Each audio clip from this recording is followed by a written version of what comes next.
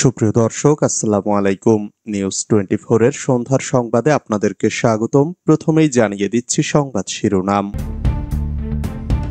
সরানো হলো খালেদা জিয়ার দেশে ফেরার ফ্লাইটের 2 কেবিন ক্রুকে। শাপলা চত্বরের মৃত্যুর প্রকৃত সংখ্যা জানালেন আজাদ মজুমদার। এনসিপির সমাবেশে অর্ধেক লোক ছিল ভাড়া করা, দাবি যুবদল সভাপতির। শেখ হাসিনাকে নিয়ে আল জাজিরার ৪৯ মিনিটের তথ্যচিত্রে যা রয়েছে,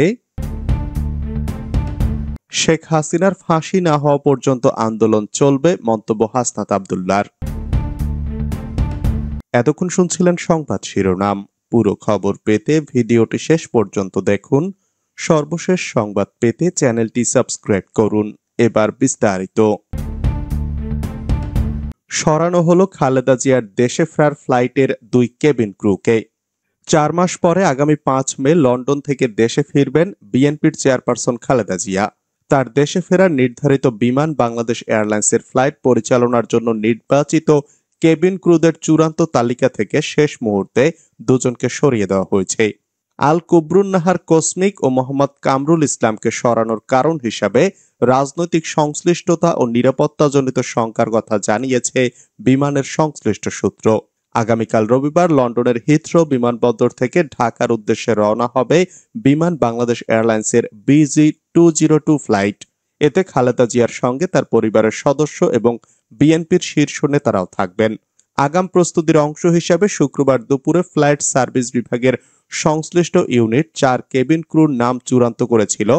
তারা হলেন চিফ পার্সার নিশি, ফ্লাইট পার্সার কসমিক ও বিপন এবং জুনিয়র পার্সার রিফাজ। তবে শুক্রবার রাতে গোয়েন্দা তথ্যের ভিত্তিতে কসমিক ও বিপনকে সরিয়ে নতুন করে দায়িত্ব দেওয়া হয় ফ্লাইট পার্সার ডিউক ও ফ্লাইট স্টুয়ার্ডেস আনহারা মারজানকে। বিমানের ফ্লাইট সার্ভিস বিভাগ বিষয়টি নিশ্চিত করে জানিয়েছে, গোয়েন্দা প্রতিবেদনে উল্লেখিত অভিযোগগুলো আমলে নিয়েই এ পরিবর্তন আনা হয়েছে। এ বিষয়ে বিমানের মহাব্যবস্থাপক বশরা ইসলাম বলেন, যে কোনো ফ্লাইটে কাউকে ডিউটি না দেওয়া কিংবা রিশিডিউল হওয়া স্বাভাবিক ঘটনা। এমন ঘটনা নিয়মিতই ঘটে। প্রতিবেদনেই অনেক সময় সরানোর সুপারিশ আসে, সে অনুযায়ী বিমান ব্যবস্থা নেয়। তবে বিমানের একাধিক সূত্র জানায়, কসমিক এর আগে ক্ষমতাচ্যুত প্রধানমন্ত্রী শেখ হাসিনার বোন শেখ রেহানার ফ্লাইট পরিচালনা করতেন এবং বিভিন্ন সরকারি সুবিধা ভোগ করতেন।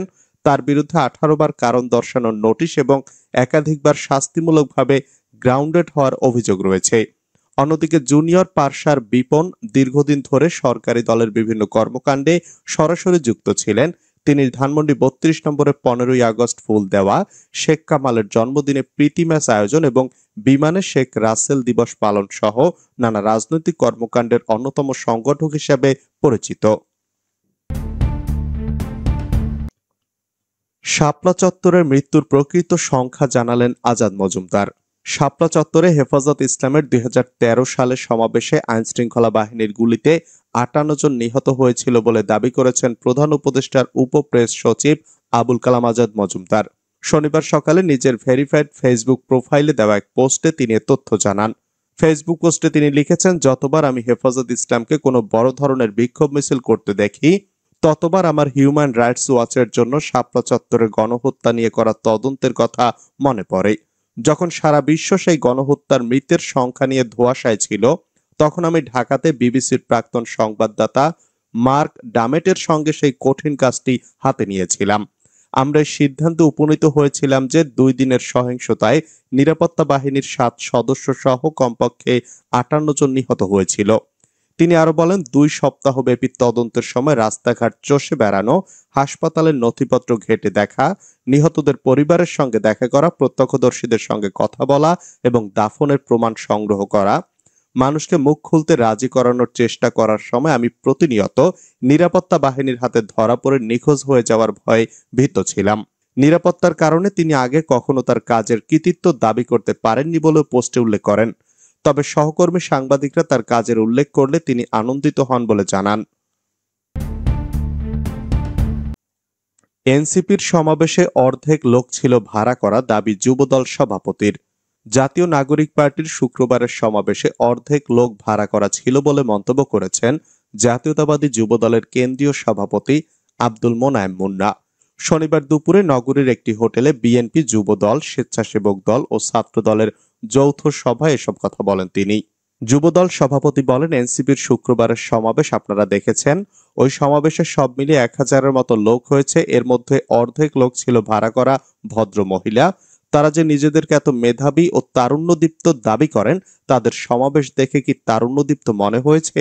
মোনায়েম মুন্না বলেন, রেলওয়ে সংস্কারে 3 জন ছাত্র প্রতিনিধিকে যুক্ত করা হয়েছে। তারা প্রতিনিধি হওয়ার পর থেকে বন্ধু বান্ধব দিয়ে ট্রেন ভ্রমণ করছে, তারা একটা পিকনিকের আমেজে আছে। তিনি বলেন, 71-এ যারা স্বাধীনতা বিরোধী ছিল এখন তারা অনেক ধরনের আস্ফালন করছে, কাউকে ক্ষমা করছে, কাউকে বুকে টেনে নিচ্ছে, সকালে একটা বলছে, বিকেলে আরেকটা বলছে। বিএনপির এই নেতা আরো বলেন, বিএনপি একাধিকবার ক্ষমতায় ছিল, দেশ পরিচালনা করেছে। অভিজ্ঞ রাজনৈতিক দল হিসাবে এই দেশের ভালো মন্দ, দেশকে এগিয়ে নিয়ে যাওয়া, এটা ভালোভাবেই বিএনপি করতে পারবে। বাংলাদেশের মানুষ এটা বিশ্বাস করে। শেখ হাসিনাকে নিয়ে আল জাজিরার 49 মিনিটের তথ্যচিত্রে যা রয়েছে, ছাত্র জনতার ঐতিহাসিক গণ অভ্যুত্থানের মুখে গত বছরের 5ই আগস্ট ক্ষমতাচ্যুত হয়ে প্রতিবেশী দেশ ভারতে পালিয়ে যান ফ্যাসিস্ট শাসক শেখ হাসিনা।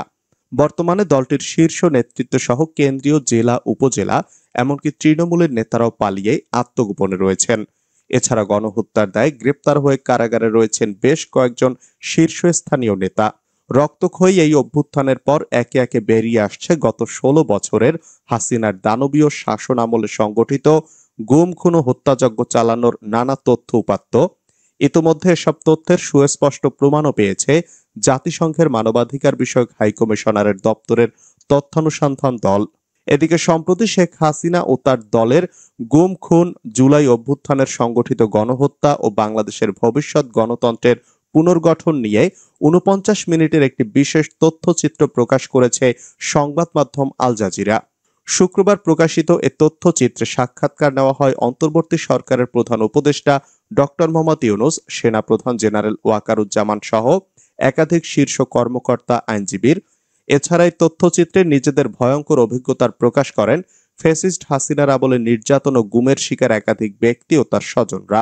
তাদের কণ্ঠে উঠে আসে পতিত ফ্যাসিবাদী সরকারের আয়নাঘর সহ বিভিন্ন অপকর্মের চিত্র। এছাড়া সংবাদ মাধ্যমটির বিশেষ এ তথ্যচিত্রে আরও উঠে আসে জুলাই গণ অভ্যুত্থানে সংগঠিত গণহত্যার তথ্য, পাশাপাশি হাসিনার শাসন আমলে কিভাবে দেশের অর্থ বিদেশে পাচার হয়েছে সেই চিত্রও তুলে ধরেছে কাতার ভিত্তিক এ সংবাদ মাধ্যমটি আরও তুলে ধরে 2014 সালে হাসিনা জয়ের জন্য কিভাবে গুমের রাজনীতি শুরু করে তৎকালীন বিএনপি নেতা ও সমাজকর্মী সাজেদুল ইসলামকে তুলে নিয়ে গুম করে হাসিনা সরকার। এরপর আর কখনো সাজেদুলের পরিবার খুঁজে পায়নি। এ বিষয়ে গুমের শিকার সাজেদুল ইসলামের বোন সানজিদা ইসলাম তুলি আল জাজিরাকে জানান, ভাইকে খুঁজে না পেয়ে গুম হওয়ার ব্যক্তির পরিবারের পাশে দাঁড়াতে মায়ের ডাক নামের একটি সামাজিক সংগঠন চালু করেন তিনি। শুরুতে 8টি পরিবারকে নিয়ে যাত্রা করলেও এই সংগঠনে এখন প্রায় 1000 গুমের শিকার পরিবার অন্তর্ভুক্ত। প্রিয়জনকে ফিরে পাওয়ার আশা এখনো প্রতিনিয়ত অপেক্ষায় থাকেন তারা। গুম হওয়া ব্যক্তিরা এখনো জীবিত আছেন নাকি মৃত তাও জানেন না স্বজনরা।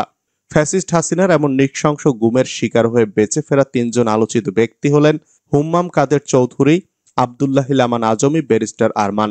5ই আগস্ট হাসিনা পালানোর পর তাদেরকে ছেড়ে দেওয়া হয়। এই 3 জনকে আটকে রাখা হয় আয়নাঘরে, ডিজিএফআই দ্বারা নিয়ন্ত্রিত নির্জন অন্ধকার রুমে। বছরের পর বছর আটকে রাখা হয় তাদের। গুম হওয়া আলোচিত এই 3 ব্যক্তি আল জাজিরাকে জানিয়েছেন, আয়নাঘরে যাদের রাখা হতো তাদেরকে সবসময় হাত বেঁধে রাখা হতো, কারো সঙ্গে কথা বলতে বা দেখা করতে দেওয়া হতো না। আব্দুল্লাহ আমান আজমি আল জাজিরাকে জানান, অন্ধকার একটি ছোট্ট রুমে তাকে চোখ বেঁধে মুখোশ পরিয়ে রাখা হতো, আশপাশের কোনো শব্দ শুনতে পেতেন না তিনি। ফ্যাসিস্ট হাসিনা পালানোর পর একে একে সামনে আসতে থাকে নৃশংস আয়নাঘরের চিত্র। গত ফেব্রুয়ারি মাসে রাষ্ট্রীয় গোয়েন্দা সংস্থা দ্বারা পরিচালিত এসব গুম ঘর পরিদর্শন করেন প্রধান উপদেষ্টা ডক্টর মোহাম্মদ ইউনূস।